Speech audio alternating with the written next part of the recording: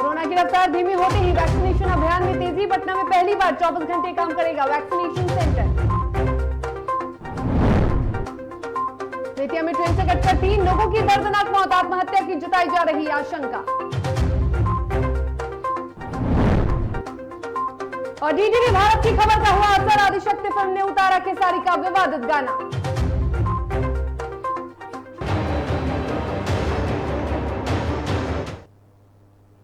नमस्कार, आप देख रहे हैं डीटीवी भारत, आपके साथ मैं शर्मिला चौहान। खबरों की करेंगे शुरुआत और सबसे पहले बात करेंगे राजधानी पटना की। जी हां, पटना में कोरोना की रफ्तार धीमी होने के साथ ही अब वैक्सीनेशन अभियान को और तेज कर दिया गया है। बिहार में जैसे जैसे कोरोना की रफ्तार कम हो रही है, सरकार कहीं ना कहीं तीसरी लहर को लेकर सतर्क है और अब बिहार सरकार ने पटना के लोगों के लिए 24 घंटे टीकाकरण की सुविधा उपलब्ध करवाया है। मंगलवार से 2 सेंटरों पर 24 घंटे टीकाकरण होगा। पटना के लोगों को जल्द से जल्द टीका देने के लिए प्रशासन ने 2 सेंटरों का चयन किया है। बता दें कि पटना स्थित पाटलिपुत्र स्पोर्ट्स कॉम्प्लेक्स और होटल पाटलिपुत्र अशोक में 24 घंटे टीकाकरण की व्यवस्था की गई है। दोनों सेंटरों के निरीक्षण के दौरान डीएम डॉक्टर चंद्रशेखर सिंह ने बताया कि दोनों सेंटरों पर 3 पालियों में पर्याप्त संख्या में वैक्सीनेशन टीम की प्रतिनियुक्ति की गई है, जिनमें doctor, ANM, data entry operator सभी शामिल हैं। तो ऐसे में अब आपको बता दें कि वैक्सीनेशन की गति को तेज करने के लिए अब 24 घंटे पटना में वैक्सीनेशन कार्य होगा। और इस पर अधिक जानकारी के लिए हमारे सहयोगी ऋतिक लाइव पर जुड़े हुए हैं। ऋतिक, एक तरफ अगर पटना की बात करें तो वैक्सीनेशन में कहीं ना कहीं कमी हो रही थी, वैक्सीन में कमी देखी जा रही थी और इसी वजह से जो वैक्सीनेशन की प्रक्रिया है वो काफी धीमी हो गई थी। लेकिन जिस तरह से कोरोना की रफ्तार पर काबू पाया जा रहा है तो सरकार अब वैक्सीनेशन को लेकर भी सतर्क हो गई है। 24 घंटे वैक्सीनेशन के कार्य को शुरू किया गया है। क्या कुछ तैयारियां हैं सरकार की? बिल्कुल शर्मिला, अगर हम देखें तो जिस तरीके से बिहार में संक्रमण दर अब कम होता जा रहा है तो अब सवाल यह है कि वैक्सीनेशन कितनी जल्दी और कितनी जल्दी प्रक्रिया में बिहार की जनता को मिले। वैक्सीनेशन की कमी शर्मिला बिल्कुल देखी गई थी हमारे सूबे में और बिहार में वैक्सीनेशन की कमी थी, लेकिन जिस तरीके से अभी आप देखिए 2 बार वैक्सीनेशन की 2 से 3 बार खेप आ चुकी है। अभी हाल में भी वैक्सीनेशन की शुरुआत हुई। कई मुझे लगता है कि 4-5 दिन ऐसे भी थे पिछले हफ्ते जहां पर 18 से 44 के लोगों को वैक्सीनेशन नहीं मिल रहा था। राजधानी पटना में जो वैक्सीनेशन सेंटर थे वो तक खाली थे, 59 सेंटर बनाए गए हैं। लेकिन अब बिहार सरकार ने एक बड़ा फैसला लिया है शर्मिला कि 24 घंटे 2 सेंटर, आपको मैं बता दूं वैसे तो 59 सेंटर है, 59 सेंटर पूरे पटना में है वैक्सीनेशन के, लेकिन बात करें तो 2 सेंटर ऐसे होने वाले हैं जहां पर अब 24 घंटे यानी कि दिन, रात, दोपहर, शाम आपको चारों प्रहर में आपको वैक्सीनेशन दिया जाएगा। इसके लिए बाकायदा चिकित्सा कर्मियों की तैनाती है, एएनएम मौजूद रहेंगे, स्वास्थ्य कर्मी रहेंगे, नर्स रहेंगे, मेडिकल स्टाफ रहेंगे और तमाम लोगों को 24 घंटे वहां पर वैक्सीनेशन देने की प्रक्रिया। बता दें ये 2 जो सेंटर होने वाले हैं वो पटना का एक तो पाटलिपुत्र स्पोर्ट्स कॉम्प्लेक्स है और दूसरा होटल पाटलिपुत्र अशोक है। ये 2 जगह ऐसे हैं जहां पर आपको 24 घंटे वैक्सीनेशन की सुविधा दी जाएगी शर्मिला। और साथ ही साथ मैं आपको बता दूं, क्योंकि वैक्सीनेशन पर सवाल ये खड़े हो रहे थे कि आखिर वैक्सीनेशन की कमी सूबे में क्यों देखी जा रही है। बहुत सारे लोगों को वैक्सीनेशन अभी भी पूरी तरीके से किया नहीं गया है, लेकिन जो लक्ष्य है, लगातार स्वास्थ्य मंत्री भी कह रहे हैं कि हमारा लक्ष्य है कि जल्द से जल्द बिहार को पूरी तरीके से वैक्सीनेट कर दें और तमाम लोगों को वैक्सीनेशन मिले। इसके लिए अब 24 घंटे, ये बहुत अच्छी पहल की गई है सरकार के द्वारा कि दो ऐसे सेंटर है जहां पर 24 घंटे आपको दिन रात वैक्सीन आपको मिलेगा। शर्मिला, बिल्कुल 24 घंटे वैक्सीन देने का लक्ष्य रखा गया है ऋतिक। लेकिन अगर हम बात करें पटना की तो पटना में भी आधी आबादी को भी पूरी तरह से वैक्सीनेशन नहीं लगा है, वैक्सीन नहीं लगा है। तो क्या लगता है इस मुहिम से सरकार ज्यादा से ज्यादा लोगों तक वैक्सीनेशन की प्रक्रिया पूरी हो पाएगी? क्योंकि जिस तरह से वैक्सीन की कमी देखी जा रही है ऐसे में यह संभव होता नजर नहीं आ रहा है।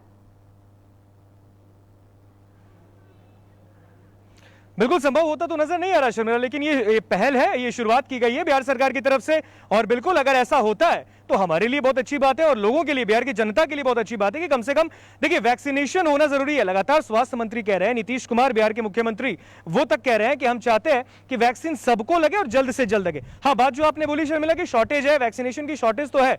और अगर आप देखें तो पिछले हफ्ते 18 से 44 के बीच में वैक्सीनेशन आखिर क्यों नहीं दिया गया? क्योंकि हर राज्य में अगर आप देखेंगे तो यूथ मिलेंगे आपको, और यूथ इतनी ज्यादा रेशियो है कि आपको वैक्सीनेशन में शॉर्टेज होना तो मुनासिब है, वो बिल्कुल होगा। लेकिन अब इसके लिए बिहार सरकार ने एक पहल कर लिया है कि हम 2 ऐसे सेंटर खोलेंगे जो 24 घंटे चलेंगे। तो कहीं ना कहीं जो शॉर्टेज है उसके लिए भी उन्होंने पूरी व्यवस्था की। इसके लिए लगातार राज्य सरकार ने, बिहार सरकार ने कहा भी है कि व्यवस्था मुकम्मल की गई है। खुद जो पटना जिला के डीएम है चंद्रशेखर सिंह, उन्होंने जाकर मुआयना भी किया है, देखा भी है, हालात का जायजा लिया, और साथ ही साथ उन्होंने भी कहा है कि पूरी मुकम्मल व्यवस्था बिहार सरकार के द्वारा की गई है। और 2 सेंटरों पे 24 घंटे हमारा लक्ष्य यही है, बिहार सरकार का, नीतीश सरकार का यह लक्ष्य है कि सभी लोगों को कोरोना का टीका दिया जाए। और खुद भी देश के प्रधानमंत्री का भी यही कहना है कि जल्द से जल्द वैक्सीनेशन की प्रक्रिया सबको मिल जाए। और बिहार में ये जो 2 वैक्सीनेशन सेंटर खुल रहे हैं, होटल पाटलिपुत्र अशोक में और एक पाटलिपुत्र स्पोर्ट्स कॉम्प्लेक्स में, इसमें 24 घंटे आपको मिलेगा वैक्सीन, तो आप कभी भी जाके लगा सकते हैं। अब ये सवाल ये खड़ा होता है शर्मिला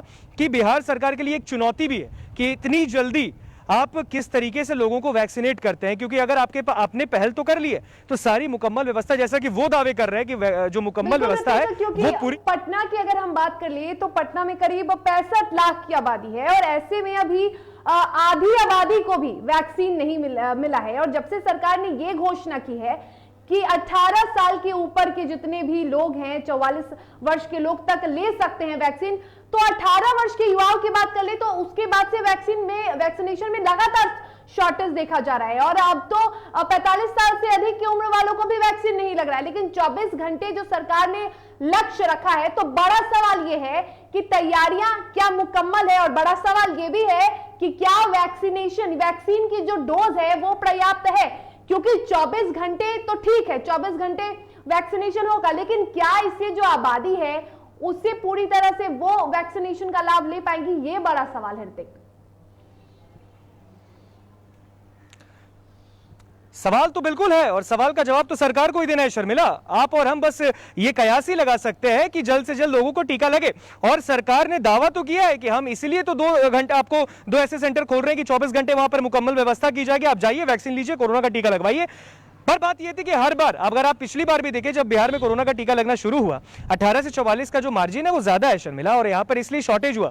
और उसके बाद वैक्सीन की खेप तकरीबन 5 से 6 दिन बाद बिहार को वैक्सीन मिला, उसके बाद वापस से कोरोना का टीका चला। लेकिन आप देखिए अब बिहार सरकार ने एक वो भी काम किया है कि घर घर लोगों को टीका मिले। टीका एक्सप्रेस की शुरुआत की गई, वैन की शुरुआत की गई कि जो आपको शहर तो शहर, गांव-गांव, प्रमंडल तक जाकर, पंचायत तक जाकर लोगों को कोरोना का टीका देगा। और आपको उसमें जाने की आवश्यकता नहीं, आपको घर बैठे टीकाकरण आपको लगेगा और आपको टीका कोरोना का मिलेगा। लेकिन अब यह सवाल यह है कि सरकार ने तमाम तरीके के दावे कर लिए शर्मिला, तमाम तरीके की बातें की हैं, और अब ये 2 बड़ा वैक्सीनेशन सेंटर चला रहे हैं पटना राजधानी में, जहां पर 24 घंटे आपको वैक्सीनेशन मिलेगा। तो ये जाहिर सी बात है, अगर ये 24 घंटे तो चलेगा ही चलेगा, लेकिन इस 24 घंटे में लोगों को टीका मिलना चाहिए। अगर मिलेगा तभी आप लोगों को, जैसा आपने कहा 65 लाख की आबादी और आधा आबादी को तो मिला है टीका, तो इसमें अगर टीका दिया जाता है तभी ये अभियान सक्सेसफुल होगा। बिल्कुल, 24 घंटे का दावा तो कर रही है सरकार, 2 सेंटर भी है, और ऐसे में कई बार ऐसा देखा गया है ऋतिक कि सेंटर्स तो बनाए जाते हैं लेकिन सेंटर पे वैक्सीन ही नहीं होती है, तो फिर सेंटर बनाने का क्या फायदा। कम ही सेंटर रहे लेकिन वैक्सीन की जो डोज हो वो पर्याप्त हो, ताकि जो लोग हैं वो वैक्सीनेशन का लाभ उठा सके, टीकाकरण ले सके। और सबसे अहम बात यह है कि कोरोना की तीसरी लहर का भी खौफ अभी लोगों में है, तो इसको लेकर भी एकमात्र हथियार है वैक्सीनेशन। और ऐसे में यदि वैक्सीनेशन की ही प्रक्रिया ठीक से नहीं हो पा रही है तो ये एक बड़ा सवाल है, और इस पर तैयारियां पूरी होनी चाहिए। फिलहाल तमाम जानकारी के लिए आपका बहुत शुक्रिया ऋतिक। तो बता दें कि बिहार में, यानी बिहार की राजधानी पटना की बात करते हैं, तो पटना में बड़ा कदम उठाया है वैक्सीनेशन को लेकर सरकार ने। 24 घंटे अब वैक्सीन की प्रक्रिया होगी, यानी 2 सेंटर बनाए गए हैं और दोनों सेंटर पर तैयारियों का दावा तो कर रही है सरकार। लेकिन अब तो ये देखने वाली बात होगी कि वैक्सीनेशन पर्याप्त मात्रा में लग पाता है कि नहीं, लोग इसका फायदा उठा पाते हैं कि नहीं, क्योंकि अब तक आधी आबादी भी वैक्सीनेशन का लाभ नहीं ले सकी है। तो ये बड़ा सवाल है कि क्या इसका लाभ जनता को मिलता है या नहीं। फिलहाल खबरों में आगे बढ़ेंगे और बात करेंगे बेगूसराय की। बेगूसराय में ऑल इंडिया स्टूडेंट्स फेडरेशन ने लोगों को वैक्सीन के लिए जागरूक किया। मौके पर राज्य अध्यक्ष अमीन हमजा ने कहा कि कोरोना वायरस से बचाव के लिए घर से बाहर निकलने पर मास्क का प्रयोग करें। जो लोग वैक्सीन से वंचित हैं वो लोग वैक्सीन अवश्य ले लें। उन्होंने कहा कि कोरोना वायरस से बचाव के लिए लोगों को खुद जागरूक होना पड़ेगा और परहेज करना पड़ेगा।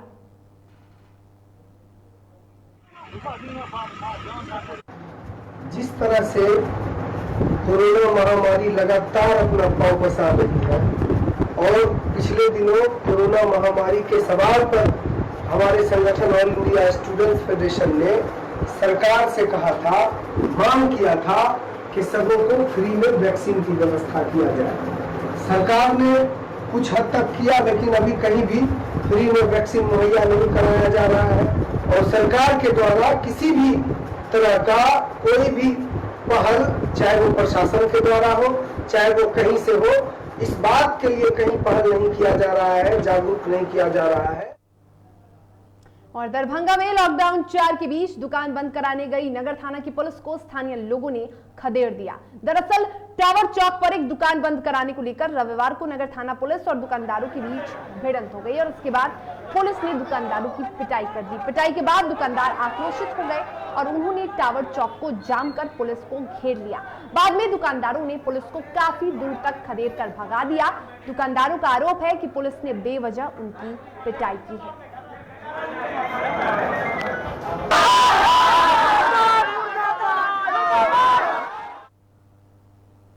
आयुष मंत्रालय भारत सरकार द्वारा 2015 से संचालित आयुष NPCD-CS परियोजना जो 6 राज्यों में चल रहा है और उसे 30 अप्रैल से बंद कर दिया गया है, जिसको लेकर सोमवार को पटना में बीजेपी कार्यालय के बाहर कई स्वास्थ्य कर्मियों ने प्रदर्शन किया।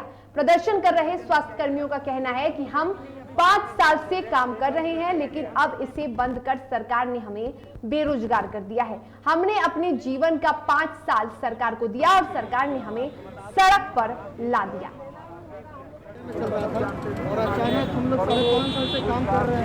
ये कार्यक्रम 1 अप्रैल 2016 से चला है और 1 अप्रैल 2016 से अभी तक हम लोग मई अप्रैल 2021 तक हम लोग इस संस्था में काम किए। कुल मिला के हम लोगों ने 5 साल 1 महीना अपने जीवन का सुनहरा अवसर इस कार्यक्रम में दे दिया हम लोगों ने। अब क्या है कि 5 साल 1 महीना चलाने के बाद इस कार्यक्रम को सरकार ने 1 मई से हम लोगों को सड़क पे ला दिया। और आरजेडी सुप्रीमो लालू प्रसाद यादव का जन्मदिन आने वाला है और उस पर पटना में राजद विधायक रणविजय साहू ने बयान दिया। रणविजय साहू ने कहा कि लालू यादव गरीबों के नेता हैं, उनके मसीहा हैं और इसलिए लालू प्रसाद यादव के जन्मदिन पर वे बच्चों को शिक्षा के प्रति जागरूक करेंगे और अपने विधानसभा क्षेत्र में उनके जन्मदिन पर किताबें और पढ़ाई की सामग्री वितरण करेंगे ताकि बच्चे पढ़ लिख कर अपना भविष्य बनाएं।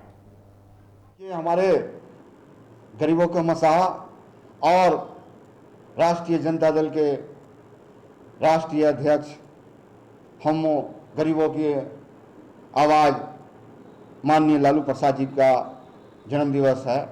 इस मौके पर हम तमाम बिहार के जो राष्ट्रीय जनता दल के कार्यकर्ता, गरीब गुरबा, उसमें बड़ी खुशी का माहौल है।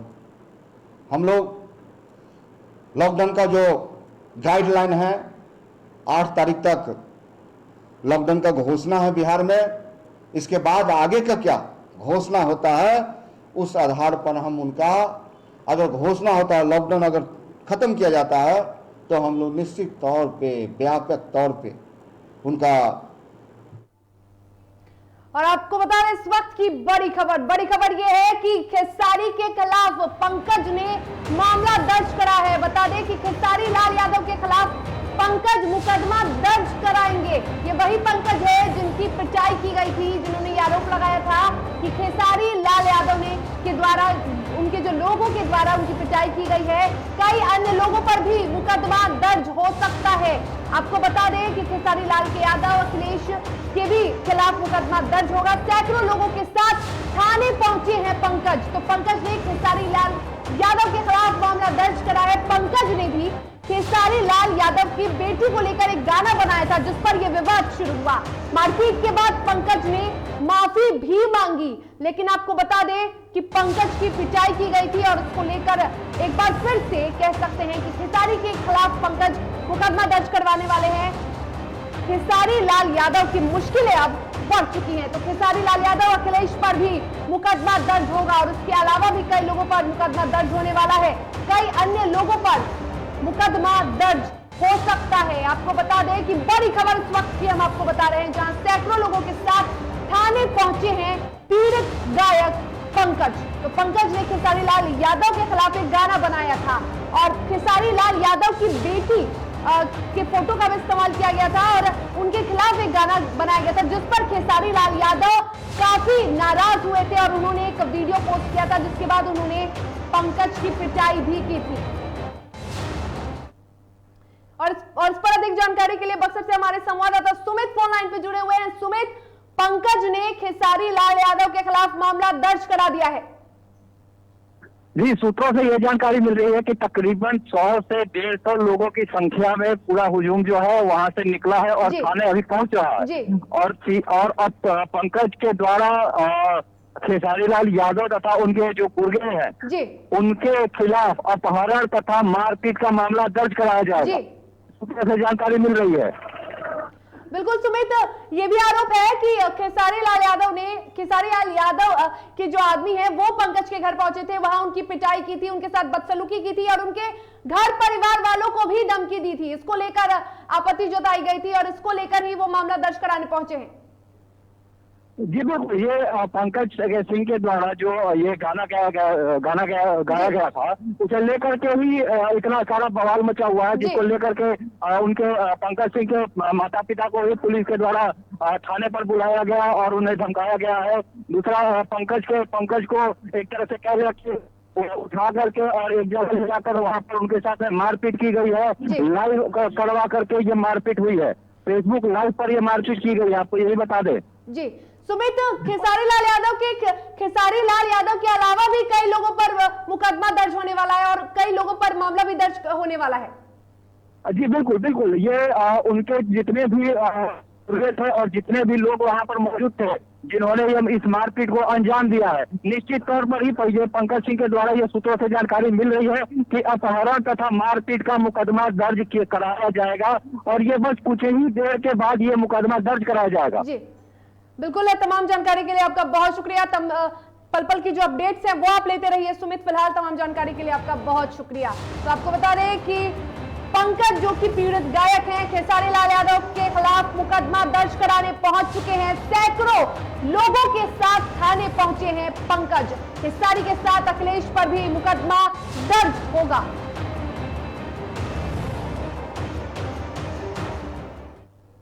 खबरों में वक्त हो चला है एक छोटे से ब्रेक का। ब्रेक के बाद खबरों के साथ जल्द हाजिर होंगे।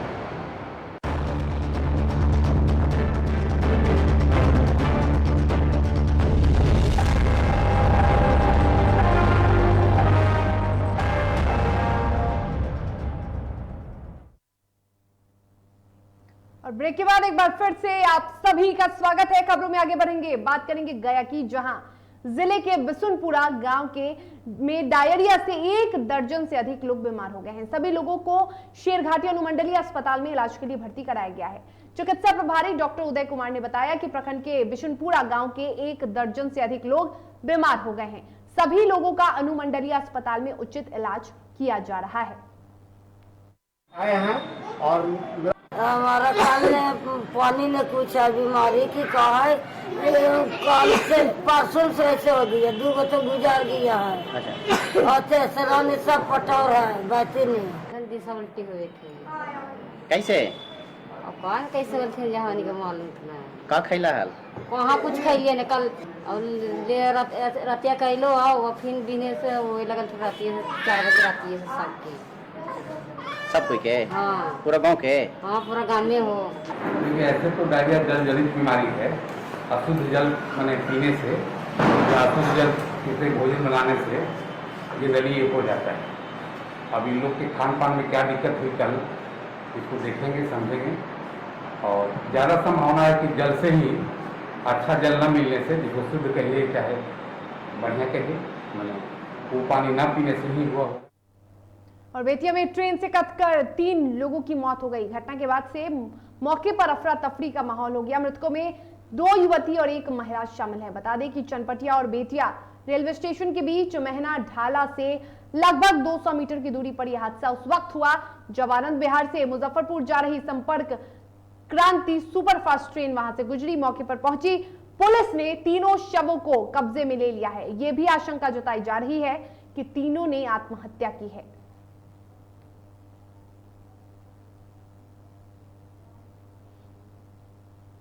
से 3 लेडीज आई है, आकर के 10 मिनट रेलवे ढाला पर रुकी है और फिर इधर से आ गई है। आकर के जब तक शपथ क्रांति का टाइम हो गया है, शपथ क्रांति बिल्कुल नज़दीक आ गया था, तब तक जनाना उसमें कहती है कि ट्रेन आ गया नज़दीक, सो जल्दी। तब तक एक आदमी बगीचे में से जरा आ रहा था, साइकिल रोक करके आया, तब तक ट्रेन नज़दीक आ गई बिल्कुल, वो भी भाग गया। और 3 आदमी 3 कट के मर गए। 3 कट के मर गए। घटना ऐसे हुआ है कि पहले से वो लोग झाड़ी में छुप के बैठे हुए थे, और जैसे ट्रेन आई तैसे ये लोग 3 आदमी छूट गए उसके सामने में कूद के अपना ट्रेन से टकरा।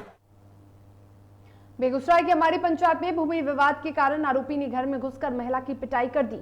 आरोपी पर महिला ने जबरन दुष्कर्म का प्रयास करने का भी आरोप लगाया है। फिलहाल महिला को इलाज के लिए सदर अस्पताल में भर्ती कराया गया है। वहीं पुलिस पूरे मामले की जांच कर रही है।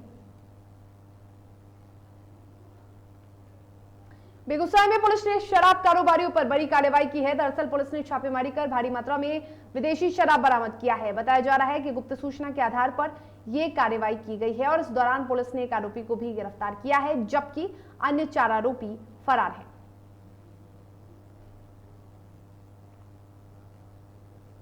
कटिहार के पोठिया में शराब माफियाओं पर पुलिस प्रशासन की गाज गिरी है। बता दें कि पोठिया थाना क्षेत्र के NH31 बकरी के पास पुलिस ने छापेमारी करते हुए एक ट्रक में मौजूद 2000 लीटर विदेशी शराब को जब्त किया है। वहीं मौके से 3 तस्करों को भी गिरफ्तार किया गया है, जिन्हें पुलिस ने हिरासत में लिया है।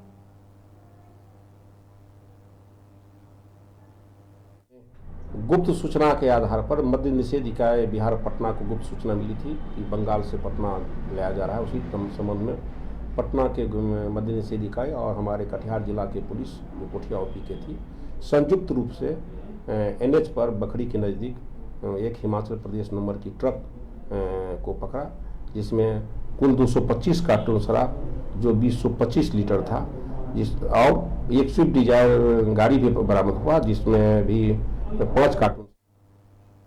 बक्सर जिले के डुमराव अनुमंडल के वार्ड नंबर 26 के मनीष की मेहनत रंग लाई और बंजर जमीन पर फलदार वृक्ष लगाकर मनीष सबकी वाहवाही लूट रहे हैं। बता दें कि आम, अमरूद, नींबू, लीची, पपीता जैसे कई फलदार वृक्ष लगाए गए हैं। मनीष ने बताया कि यदि सरकार से कुछ मदद मिले तो ये आजीविका का साधन भी बन सकता है।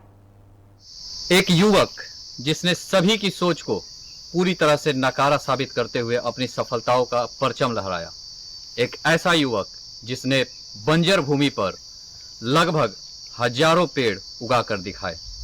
एक ऐसा युवक जिसने सरकारी नौकरी को लात मारते हुए पर्यावरण के लिए अपनी सारी जिंदगी न्यौछावर कर दी।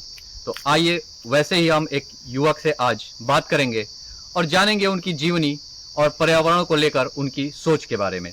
तो आज हम बात करेंगे, मनीष राय जी हमारे साथ हैं जो कि एक युवा हैं। सबसे पहले तो हम आपका चैनल में स्वागत करेंगे। मनीष जी, आप बताइए कि ये शुरुआत कैसे हुई, ये जर्नी कैसे स्टार्ट की आपने? देखिए, ये जो जर्नी है मुख्य रूप से मेरा ये अपना विचार था, यह एक मन में एक लगन हो गया कि नहीं, हमें पर्यावरण के प्रति कुछ न कुछ करना है।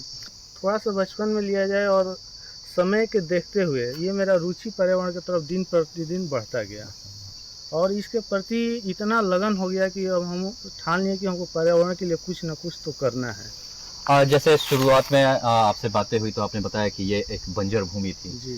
तो लोग आप पर हंसे भी होंगे जब आपने इस पे कार्य शुरू किया होगा। शुरुआत में लोगों का कैसा रिस्पांस रहा, लोग क्या सोचते थे आपके बारे में जब आपने इस बंजर भूमि पर खेती करना, ये पेड़ लगाने शुरू किए? देखिए, जो सामाजिक अवधारणा है उसके प्रति लोग हम पे कमेंट भी किए। लोग यहाँ तक बोले कि एक बाल, हम बलुआ मिट्टी इसको बोलते हैं, कि आप बलुआ मिट्टी पे पेड़ लगाने जा रहे हैं, उस पर होगा कुछ। एक भोजपुरी में लोग कहावत बोलते हैं कि जोतत बाल गह गह करे। इसका कुछ मायने बहुत लंबा चौड़ा होगा, क्योंकि अभी इतना डिटेल से नहीं बता पाएंगे।